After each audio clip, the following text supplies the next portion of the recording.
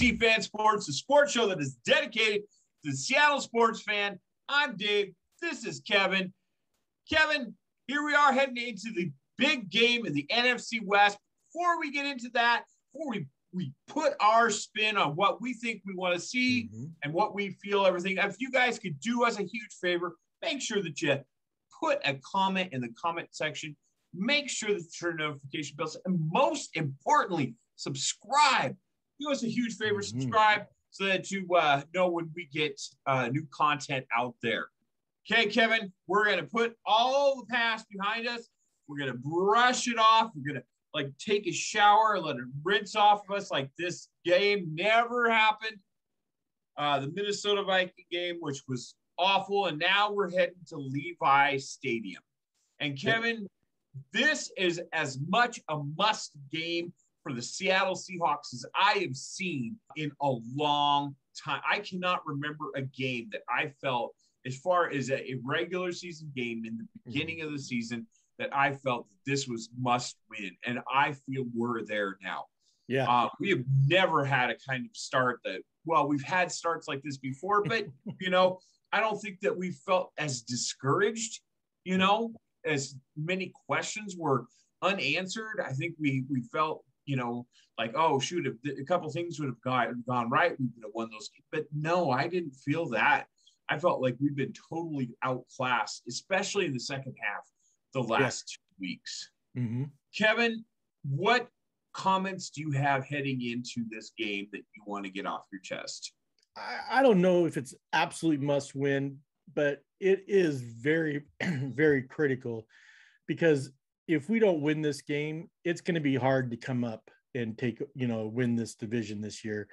The Rams right now are number one on the ESPN power rankings, and they deservedly should be.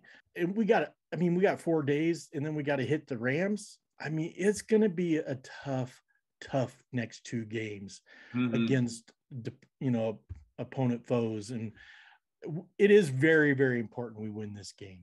That's pretty much it. In a nutshell, Kevin is verklempt. Yeah. And I also got to say that too, that I agree with you 100%. This team is too good and too many superstars to be playing the way we're playing right now. Well, Kevin, I'm glad you bring that up, because you know what? I'm going to just jump right into my pick and click, because Kevin, I know, look at me. My name's on the title of the show. I can do whatever I want. Risk taker. I know, right? Anyway, actually, C-Fan Sports is not my name.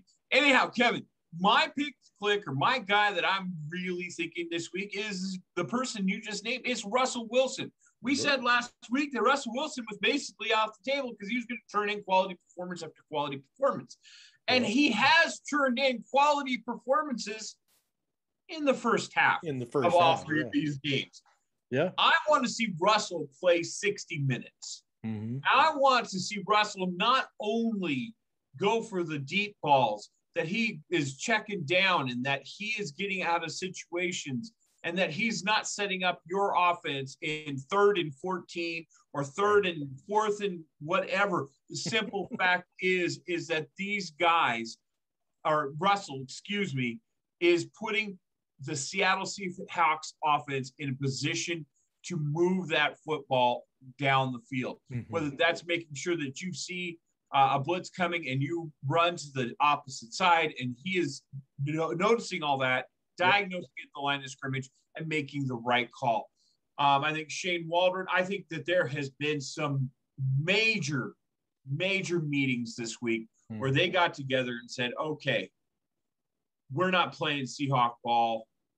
Russell, as great as you've been, because he hasn't thrown a single pick. His passer rating is, he's got yards up the wazoo. But if you ask Russell right now, I guarantee you he's not happy. No, he's not happy. He wants to win. Nope. So, I think he's going to have to get all of his wide receivers involved. I think he's going to have to get his tight ends involved. And unfortunately, we're going to be down Gerald Everett. Yep. He's going to get his running backs involved. So, Kevin, I've rambled on long enough. Tell me, who's your pick to click, my brother? Well, I'm going along the same line. I'm picking Freddie Swain. Oh. DK had such an amazing first half last week, and I think DK is going to have another great game. However, I really believe Tyler got hurt pretty bad on that play in the second half of last week's game. So I really think that they're going to try to take it a little bit easier on him. And I think Freddie Swain's going to step up, and he's going to be that target that they're not planning for. And so I think that's why Freddie Swain is my pick to click. I also believe D's going to be in there. So D is going to be there. And rumor has it that Colby Parkinson might be back. We don't know. Oof. All right. We got some extra weaponry coming back from Russell Wilson. So, Kevin, if we can move that ball, we can hold it. We can give a 60-minute effort. I feel pretty good about that as far as offense goes. Mm-hmm. But if we flip over to the defense, and we're going to be covering up Deebo Samuel, trying to cover or stop whatever running back that they have found in the parking lot, washing windows. I mean, they're down to like calling in favors. I don't know what they're doing. They've called the California Penal League, and they're trying to get people in there to play running back. Kevin, is there any real, other than getting, because you were pretty adamant that getting more pressure. In fact, you said there needs to be 3 words: pressure. I probably stole your thunder there. No, Joe, you're good. Anything else that you see that we could do that needs to happen as far as to step up and stop this San Francisco 49ers offense? Well, as painful as it was, I kind of went back and watched the second half of that game last week, and I really saw things that I didn't really understand. And we've talked about it before in a couple of the other games.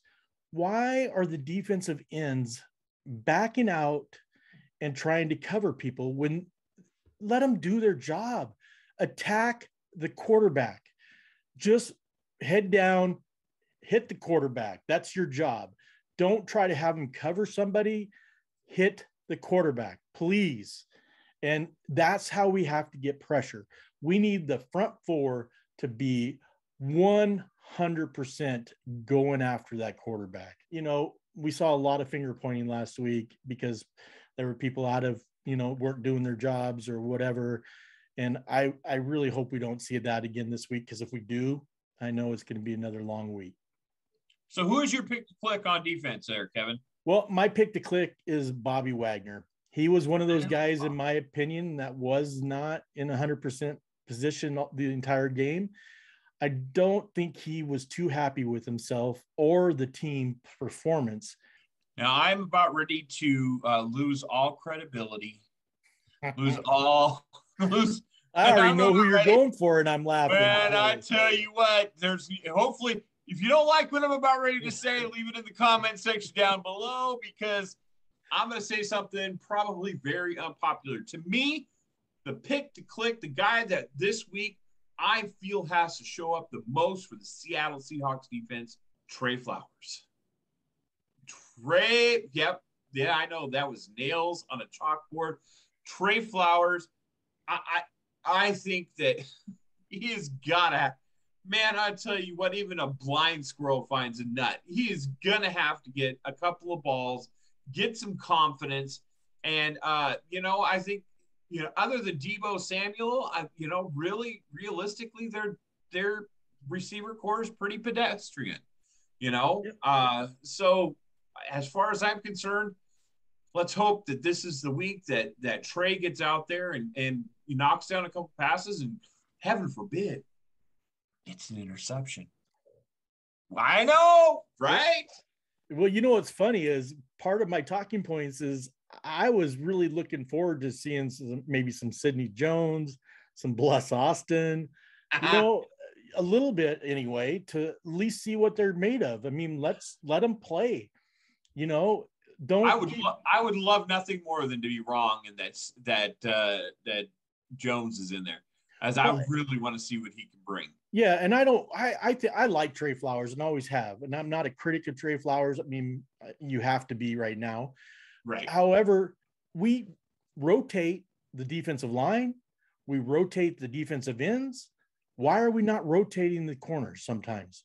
We got these guys. We got Jones. We got Austin. We got Trey Brown coming back from the injured list. We got, I can't even remember the other guy's name that we got. I mean, we got some quality corners. So let's get them in there fresh. I mean, let's not keep them out there on an island all by themselves. I'll stop not talking now. I'm ready. That's okay. All right, Kevin.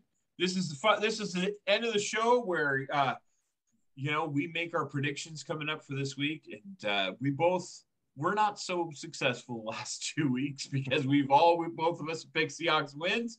So, Kevin, what is your prediction for the Seattle Seahawks versus the San Francisco 49ers?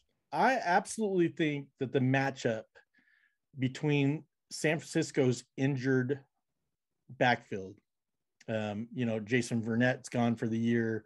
Kwan Williams has got a calf injury, might not play. Josh Norman, lung contusion, might not play.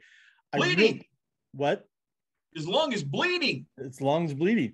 So I don't think that's good. No, it's not. So I really believe that we have an opportunity. So with that said, though, I think the Seahawks win 23-20.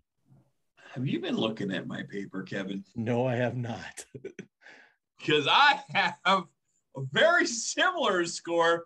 That is crazy. And it's written right here. I wish I could show you. Mine's 23-18. Wow. Seahawks. There we go. I don't know how I came up with 18, but I don't either. There's going to be some shenanigans going on around there. I don't know what that shenanigans is going to be, but I think it's going to be 23-18. So we both picked 23 for the Seahawks. Man, I tell you what, you know what? If it's 23 points for the Seahawks, you guys need to take us to Vegas because we know something or maybe don't or just gosh darn lucky. So other than that, Kevin, I only got 2 words for them. What are they? Go Hawks. You guys have a good one.